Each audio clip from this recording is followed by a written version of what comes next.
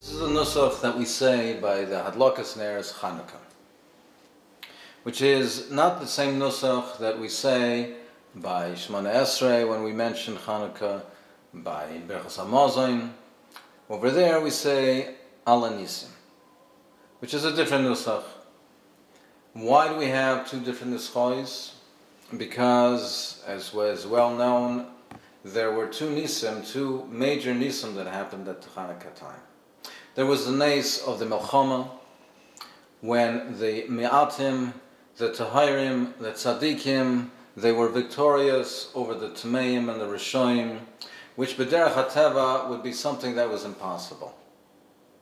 That a small group of Tzadikim should overcome the mighty Greek army, trained soldiers, warriors, and that b'derech hateva was impossible.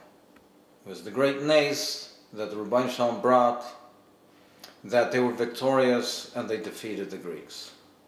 The second miracle is well known, the Pach HaShemen, which b'derech hateva would only last for 1 day, and it burned for 8 days. So to commemorate both these miracles, these two nisim, we have one nusach that we say by davening in Shemona Esrei, Berchas HaMazon, Ala Nisim, and by the lighting of the candles, the Chanukah candles, Haneris Halalu Anu Madlikim. But it is interesting to note that in the nusach of Haneris Halalu, the nes of the Pach HaShemen itself is never really clarified, it's never really specified, it's just spoken about in general terms. Haneris Halalu Anu Madlikim Ala Nisim V'Niflois. But it never really specifies, it never really states clearly that there was a Pach HaShemen which would only last for 1 day and lasted for 8 days. And secondly, it mentions in the Nusach of Haneres Halalu, it mentions the Milchamas. It mentions the war.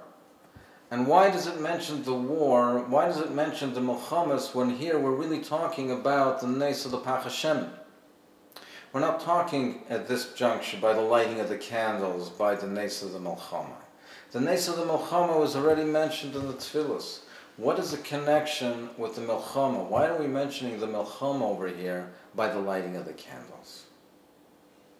Let's examine the nisim of Chanukah. What did they demonstrate? What is the common denominator and what did they both demonstrate? They both demonstrated to the world that Hashem, the Rebbeinu Shalom, runs the world. It's not Kaychi v'yotzim yodi.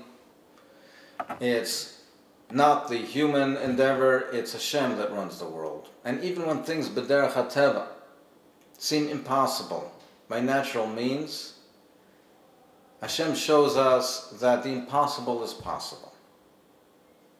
That human endeavor is necessary, but that's not ultimately what governs the world.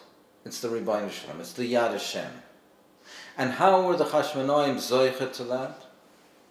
How were they zoichet to these great miracles? What was their merit? What was the zchus that brought about these miracles? It's because the Chashmonaim themselves demonstrated that Hashem runs the world.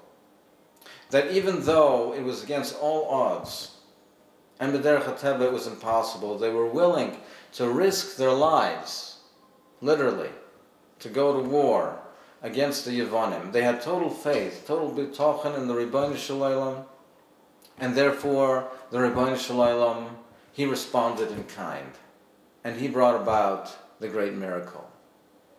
They had the deep desire to be Oved Hashem, b'kedusha tahara, to light the neres in the most perfect way. And Hashem responded by bringing the miracle of the Pach HaShemen.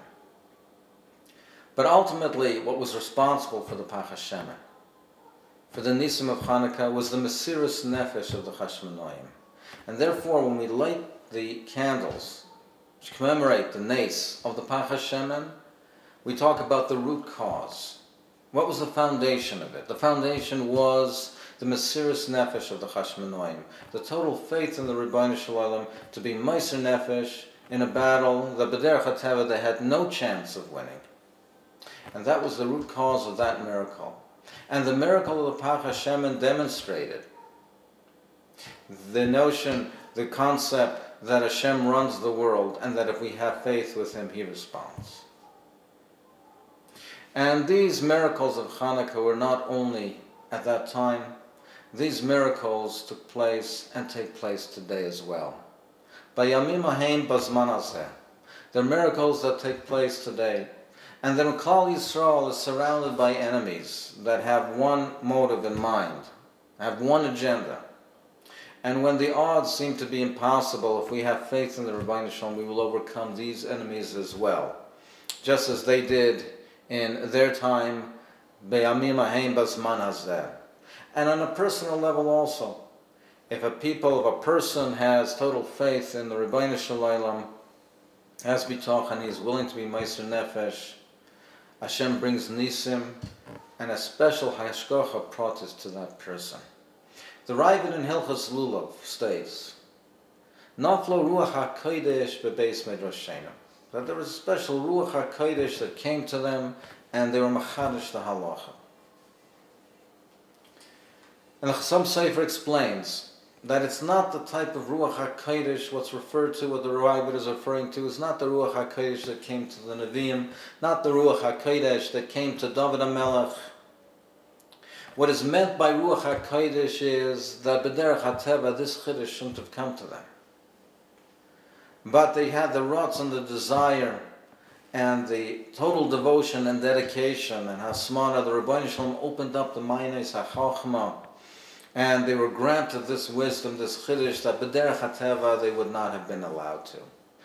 And just as that was so in those days, by yamim hahem bizman hazeh, sometimes people feel the yush that they can't accomplish, they can't reach to the great heights, they can't reach to the depths of the Torah and the breadth of the Torah and avodas Hashem. But just as it was so in the time of the Chashmonaim, just as it was so in the time of the Ravid, and in the time of the Chassam Sofer, by Yamim Hahem Bazman Hazeh as well. And if a person devotes himself with total dedication and Mesiris and Bitochen in the Rebbeinu Shalom, he will respond in kind. And a person will see great Siyata D'Shmaya, great Hatzlacha, V'chein Yehi Ratzon.